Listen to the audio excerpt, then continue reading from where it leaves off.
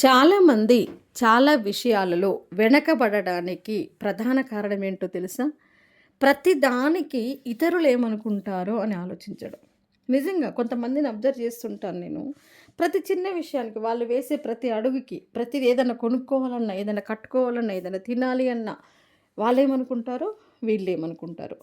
నిజానికి మనం తప్పు చేయనప్పుడు, మనం వేసే అడుగులు తప్పు కానప్పుడు, మనం ప్రవర్తించే విధానం తప్పు కానప్పుడు, మన లక్ష్యం తప్పు కానప్పుడు, మన ఆలోచన విధానం తప్పు కానప్పుడు, ఎదుటి వాళ్ళ గురించి ఆలోచించాల్సిన అవసరం లేదు. ఎదుటి వాళ్ళ అభిప్రాయము మన మీద రుద్దే అవకాశం వాళ్ళకివ్వాల్సిన అవసరం లేదు.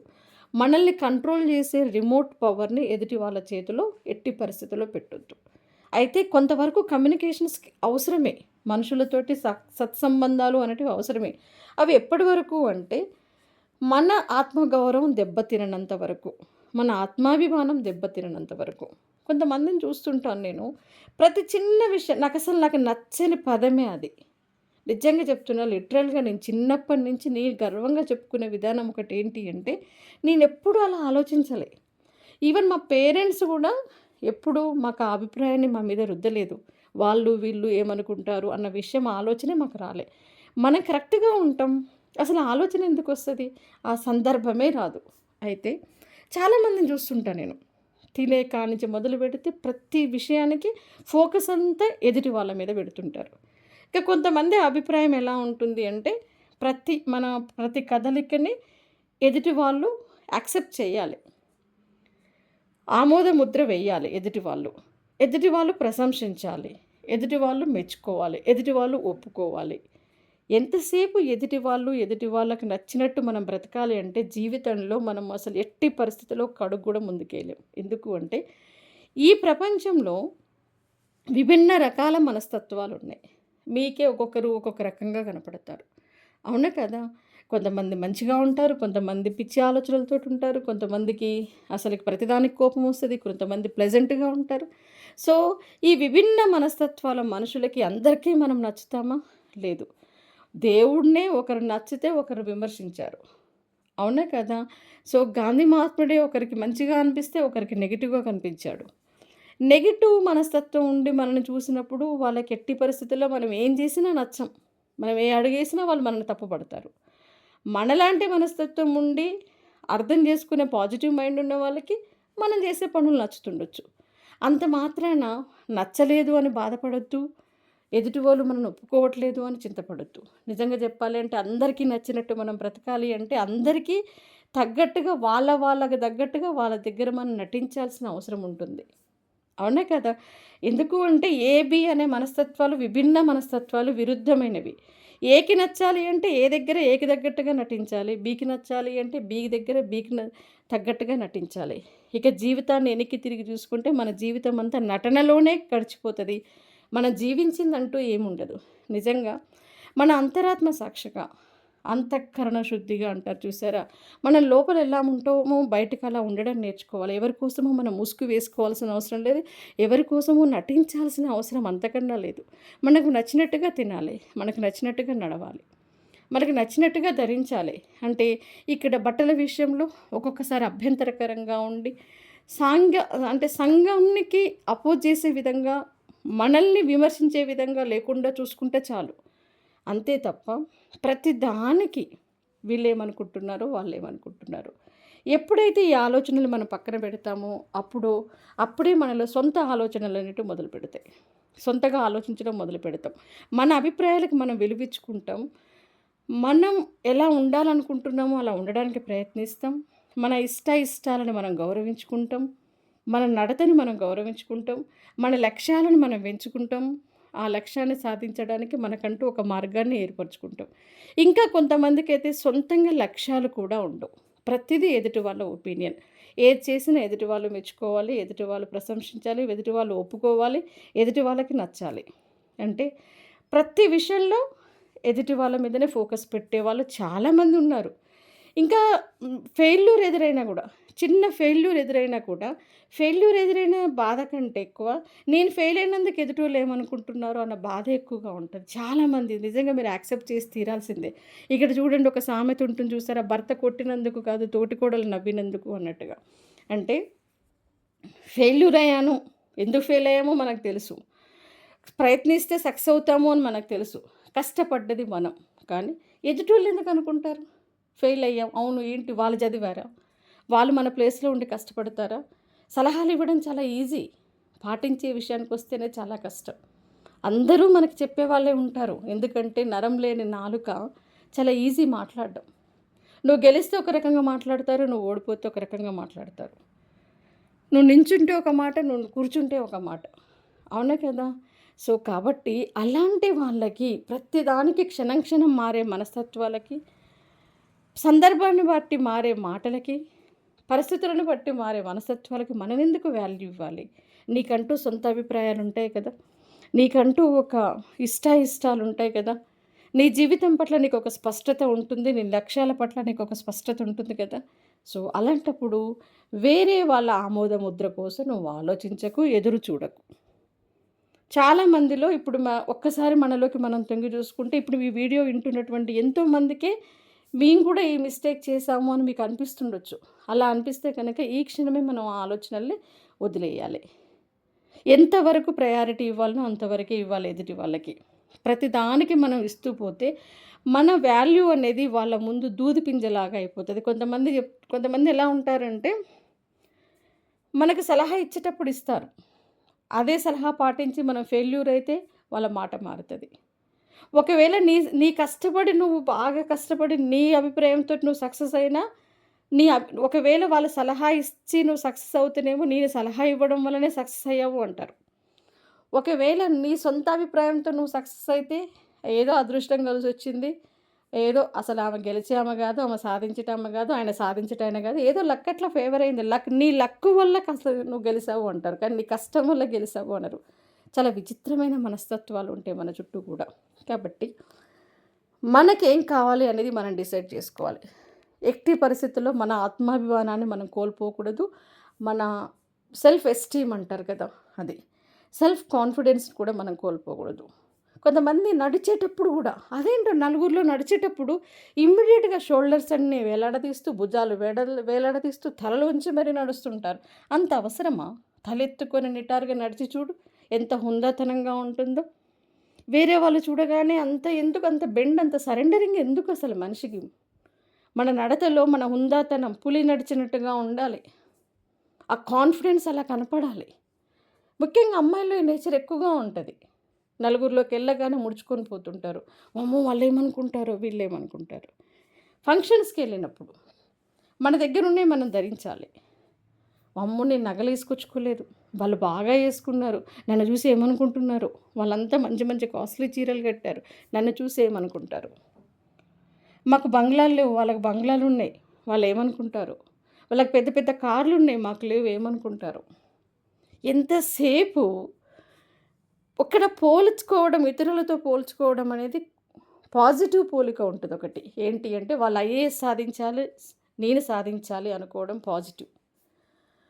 వాళ్ళు కష్టపడి మంచిగా డబ్బులు సంపాదించుకుంటున్నారు. వ్యాపారంలో ఎన్ని ఒడిదుడుకులు ఎదురైనా సెల్ఫ్ కాన్ఫిడెన్స్‌గా ముందుకెళ్ళిపోతున్నారు. కష్టపడుతున్నారు. వాళ్ళలాగా నేను కష్టపడాలి అనుకోవడం మంచి లక్షణమే. ఒదిగే విషయంలో ఎదుటి వాళ్ళతో పోల్చుకో, అందులో తప్పు లేదు. కానీ నిజానికి మనకి దేవుడిచ్చినటువంటి వనరులతోటి, మనకున్నటువంటి వనరులతోటి మనం మన జీవితం సాఫీగా సాగిపోతది. కష్టాలనేటివి రావు. ఎప్పుడైతే మన సమస్యలు ఎప్పుడు మొదలవుతాయో తెలుసా? ఇతరులతో పోల్చుకున్నప్పుడు మన సమస్యలు స్టార్ట్ అవుతాయి. చిన్న ఎగ్జాంపుల్ చెప్తాను చూడండి. ఫర్ ఎగ్జాంపుల్, మనం ఆర్థికంగా సరిగ్గా లేము. ఉన్న దాంట్లో తృప్తి పడుతూ హ్యాపీగా ఉంటే మనకి నష్టమేం లేదు. ఎవరొచ్చి మననేం అడగరు. మనకు కడుపు నొప్పిలేస్తే మనమే టాబ్లెట్ ఏసుకోవాలి, గుర్తుపెట్టుకోండి. మనకేదైనా తలనొప్పిలేస్తే మనమే భరించాలి. ఇతరులు సగం భరించరు. అబ్బో! బాగా తలనొప్పిలేస్తుందా, సగం తలనొప్పి నాకివ్వు అనేవాళ్ళు ఉంటారా? ఉండరు కదా! అదేవిధంగా నీకు కడుపు నొప్పిలేస్తుందా, కొంత కడుపు నొప్పి ఇవ్వు అంటారా? నీకు ఆర్థిక సమస్యలున్నాయా, కొంచెం నేను బేర్ చేస్తా అంటారా? అనరు. మరి అలాంటి ఇతరులకి మనం ఎందుకు ప్రయారిటీ ఇవ్వాలి? సో, ఇక్కడ చూడండి మనకు ఆర్థికంగా లేనప్పుడు మనం మనం వేరే వాళ్ళతో పోల్చుకోనంత వరకు మనం హ్యాపీగానే ఉంటాం. ఎప్పుడైతే వామ్మో! వాళ్ళకి పెద్ద కారుంది. వాళ్ళు పెద్ద కార్‌లో దిగుతారు. మాకసలు కారు లేదు. వాళ్ళేమనుకుంటారు? వాళ్ళకి పెద్ద కారుంది. మాకు చిన్న కారే ఉంది. వాళ్ళేమనుకుంటారు?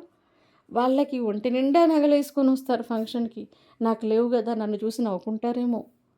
వాళ్ళు పెద్ద పెద్ద కాస్ట్‌లీ శారీస్ కడతారు. నేనిలా వెళ్తే ఏమనుకుంటారు? వాళ్ళ ఇంట్లో బాగా హైలీ రిచ్ ఫర్నిచర్ ఉంది. మాకు లేదు గదా! ఏమనుకుంటారు? ఈ ఆలోచనల నుంచి మనకు పుట్టుకొచ్చేటివే ఎట్లనైనా మనం కొనుక్కోవాలి. ఎట్లా కొనుక్కోవాలి? ఈఎంఐ పెట్టుకొనైనా కొనుక్కోవాలి. ఖతం. వాళ్ళలాగా ఉండడానికి మనం ప్రయత్నించే క్రమంలో మన కష్టాల పాలవుతాం. మనకు తెలియకుండానే నెల నెల ఈఎంఐలొస్తుంటాయి. మన ఫోకస్ అంతా ఈఎంఐ ఎలా కట్టాలనే దాని మీదనే ఉంటది. మనం ఎంజాయ్‌మెంట్ ఉండదు. సరిగ్గా తినము. బయటికి డాంబికంగా కనిపించాలి. అసలు ఎంజాయ్‌మెంట్, అసలు జీవితాన్ని కోల్పోతాం. గుర్తుపెట్టుకోండి. మీరు ఎదగండి. మనం ఎదగాలి. నిజంగా చెప్పాలంటే మనం ఎదగాలి. ఒక్కొక్క దాన్ని నెమ్మదిగా ఓపిక పడుతూ, అందుకుంటూ ముందుకెళ్ళాలి. కానీ ఒకేసారి ఇతరులలాగా మనం మారాలి అనుకోవడం మాత్రం రాంగ్ కాన్సెప్ట్. వాళ్ళెవరో మనని ఎంతసేపు ఉంటారు మన దగ్గరికి? మన ఇంటికొస్తే వాళ్ళు ఎంతసేపు కూర్చుంటారు? కాసేపే కదా! ఆ కాసేపు మనం ఫంక్షన్‌కెళ్తే ఎంతసేపు ఉంటాం? ఒక గంట, 2 గంటలు. ఆ 2 గంటల్లో వాళ్ళెవరో నన్ను చూడాలి, వాళ్ళెవరో మన నగలు చూడాలి, వాళ్ళెవరో మన చీరలను చూడాలి, వాళ్ళెవరో మన కార్లను చూడాలి, మనల్ని మెచ్చుకోవాలి. Who are they? వాళ్ళెందుకు మనల్ని మెచ్చుకోవాలి? అసలు నాదో పెద్ద క్వెషన్. ఎదుటి వాళ్ళు మనల్ని ఎందుకు మెచ్చుకోవాలి? ఎదుటి వాళ్ళు మనకెందుకు ఆమోద ముద్ర వేయాలి? ప్రతిదానికి వాళ్ళ అవసరం మనకేంటి? అంటే ఇక్కడ అవసరము అంటే మన వ్యక్తిత్వం మీద, మన ఆలోచన మీద, మన నడవడిక మీద ఎదుటి వాళ్ళ ప్రమేయం ఎంతవరకు అవసరము అనే దాంట్లో మనకి స్పష్టమైన వైఖరి లేకపోతే మనం ఎంత చదువుకున్నా వేస్టే. ఎంత పెద్ద పెద్ద ఉద్యోగాలు చేసినా వేస్టే. కాబట్టి ఎంతవరకు ప్రతి విషయానికి ఇతరులు ఏమనుకుంటారో అన్న కాన్సెప్ట్‌ని ఎప్పుడైతే మీ బ్రెయిన్‌లో నుంచి తీసేస్తారో నిజంగా అప్పుడు అసలైనటువంటి జీవితం మొదలవుతది.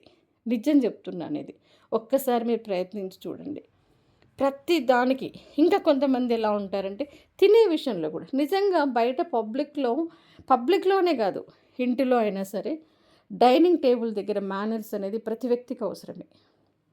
తినే దగ్గర మేనర్స్ అనేది నలుగురిలో తినేటప్పుడు మేనర్స్ అనేది ప్రతి ఒక్కరికి అవసరమే. అంతేకానీ కొంతమందిని చూస్తుంటే నలుగురిలో అంతగా నాజూగ్గా నటించాల్సిన అవసరం లేదు. ఒక్క స్పూను, 2 స్పూన్లే తింటారు. ఇంట్లో అయితే మంచినే తింటాం గదా! అసలు మేము అంత సున్నితంగా అక్కడ ఎవరు మనల్ని అప్రిషియేట్ చేయాలి? ప్రతి ఒక్కరు అలాగే నటించేవాళ్ళే అక్కడ. అందరూ ఒకరు లేనప్పుడు ఎలా తింటారో అలాగే తినాలి ఒరిజినల్‌గా గూడా. ఇంకా కొంతమందుంటారు. నలుగురిలో మాటే మారిపోతది. స్వరమే మారిపోతది. వాయిసే మారిపోతది. లొడ లొడ మాట్లాడే వాళ్ళలో నలుగురిలోకెళ్ళగానే మెలికలు తిరుగుతూ మాట్లాడతారు. నాకు చాలా హాస్యాస్పదంగా అనిపిస్తది ఈ విషయాలన్నీ కూడా. ఎప్పుడూ కూడా మన హార్ట్‌ఫుల్‌గా ఉండాలి. హృదయంతో మాట్లాడడం నేర్చుకోవాలి. పెదాలతో కాదు. హృదయంతో స్పందించడం నేర్చుకోవాలి. పై స్పందన కాదు. నువ్వు లోపల ఎలా ఉంటావో బయటికి అలా ఉండడం నేర్చుకోవాలి. దాన్నే కదా జీవితం అనేది. మనం ముసుగేసుకోవడం మొదలుపెడితే ప్రతి చోట ముసుగేసుకోవాల్సొస్తది. ఎవరికి తగ్గట్టుగా వాళ్ళ దగ్గర నటించాల్సొస్తది. అందరూ మనల్ని మెచ్చుకోరు. కొంతమందికి మనం దేవుళ్ళలాగా, దేవతల్లాగా కనపడితే ఇంకొంతమందికి మనం అసలే నచ్చం. అవునా? వాళ్ళ వ్యక్తిత్వాన్ని బట్టి ఆ వ్యక్తిత్వ కోణంలో మనల్ని చూస్తారు. ఆ విషయం మీకు కూడా తెలుసు. మనందరం ఆలోచిస్తే అంతే. సో, వాళ్ళ ఒపీనియన్ ఎలా ఉంటుంది? వాళ్ళ మనస్తత్వం ఎలా ఉంటుందంటే, ఆ కోణంలోనే మనం జూస్తారు. ఒక సామెత ఉంటది గదా! పచ్చ కామెర్ల వాళ్ళకి లోకమంతా పచ్చగా కనిపిస్తది అని. వాళ్ళ ఆలోచన విధానాన్ని బట్టి మనం కనపడతాం. అంతే తప్ప అందరూ మనం నచ్చాలి, మనల్ని విమర్శించొద్దు, మనల్ని మెచ్చుకోవాలి, మనం చేసేదాన్ని వాళ్ళు ఒప్పుకోవాలి అంటే ఎలా సాధ్యం? హైలీ ఇంపాసిబుల్ కదా! కాబట్టి ఏ విషయంలో అయినా సరే మీకంటూ లక్ష్యాలున్నాయా? ఆ లక్ష్యం కోసం పోరాడండి. ఇతరులు ఏమనుకుంటున్నారో అన్న విషయాన్ని పక్కన పెట్టండి. మిమ్మల్ని మీరు ఎంకరేజ్ చేసుకోవాలి. Self encouragement, self improvement, self development, self esteem, self confidence, focus on your self. మీ మీద మీరు ఫోకస్ చేసుకోవాలి. Don't focus on others opinion. మీ మీద ఇతరుల అభిప్రాయం మీద మీరు ఫోకస్ చేయకండి. అప్పుడే మీ ఒరిజినల్ లైఫ్ అనేది స్టార్ట్ అవుతది. నిజ జీవితం అనేది మొదలుపెట్టిన వాళ్ళవుతారు. ఫెయిల్యూర్ ఎదురైందా? ఫెయిల్యూర్‌ని రెక్టిఫై చేసుకుందాం. ఫెయిల్యూర్స్ ఎదురవుతున్నాయంటే మనం బాగా నేర్చుకుంటున్నామని అర్థం. గెలుపుకు దగ్గరగా ఉన్నాము అని అర్థం. అంతే తప్ప ఎవరో ఏదో అనుకుంటారని మాత్రం బాధపడకండి. చక్కగా మీరు ముస్తాబై గూడా నలుగురేమనుకుంటున్నారు అని ఆలోచించే వాళ్ళే చాలామందున్నారు. చదువుకుంటున్నాం. కానీ మాటలు దాన్నేమంటారు ఆలోచనలు విశాలం కావట్లేదు. ఎడ్యుకేషన్ అంటే కేవలం పట్టాలు మాత్రమే కాదు. ఎడ్యుకేషన్ అంటే ఎలాబొరేటెడ్ థింకింగ్. ఆలోచన విధానం విశాలమవ్వాలి. దృష్టి కోణం విశాలమవ్వాలి. ప్రపంచాన్ని చూసే విధానంలో విశాలం కావాలి. మనస్తత్వం విశాలం కావాలి. విశ్లేషణ జ్ఞానం పెరగాలి. మనం మనలాగా ఉండడం నేర్చుకోవాలి. గొప్ప గొప్ప వాళ్ళని చూడండి ఎంత సింపుల్‌గా ఉంటారు. ఎంత హుందాగా ఉంటారు. వీళ్ళేమనుకుంటారు, వాళ్ళేమనుకుంటారని ఆలోచిస్తారా? అవసరమైతే చెప్పులు లేకుండా కూడా నడవగలుగుతారు. ఎంత లగ్జరీగున్నా గూడా అవసరమైతే నేల మీదనైనా కూర్చోగలుగుతారు. ఒరిజినాలిటీ అన్నట్టది. అంటే మనం మనకు నచ్చినట్టుగా, మనకు తగ్గట్టుగా, మన పరిస్థితులకు అనుకూలంగా మనం ఉండడం. వామ్మో! ఇప్పుడు నేను చెప్పులు లేకుండా నడిస్తే వాళ్ళేమనుకుంటారో, వీళ్ళేమనుకుంటారో.